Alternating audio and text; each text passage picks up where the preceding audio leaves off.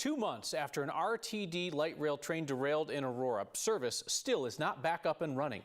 RTD has not been transparent about that investigation in the crash. Not to you, not to us, not to the city of Aurora. Our Marshall Zellinger found RTD is protected by a curious state law.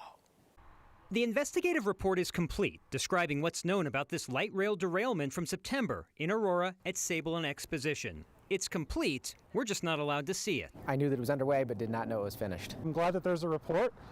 We all deserve to see it. Aurora City Council members Juan Marcano on the left and Dustin Zvonek on the right rarely agree.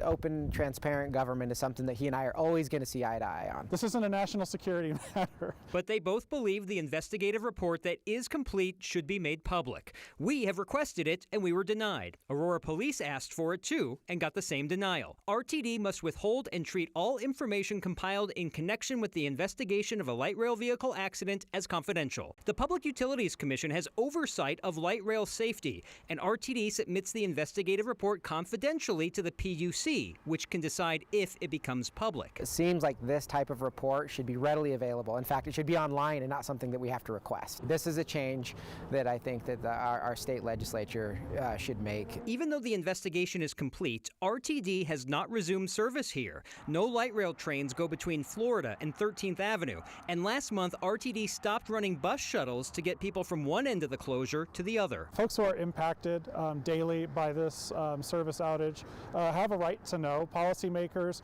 who serve the impacted jurisdictions have a right to know. And this is the second derailment in the same area. In 2019, a light rail operator driving 38 in a 10-mile-per-hour zone caused a derailment that tossed a woman out of the car and severed her leg. The corrective report was submitted to the PUC and eventually made public, if you know where to find it on a not-easy-to-navigate PUC website. Unless there's some sort of safety concerns that the PUC can point to, which I can't imagine that that's the case, I don't know why this wouldn't be made public. Aurora Mayor Mike Kaufman also wants the report public. In a statement, he emailed me saying, "I see absolutely no reason why this information should be withheld from the public.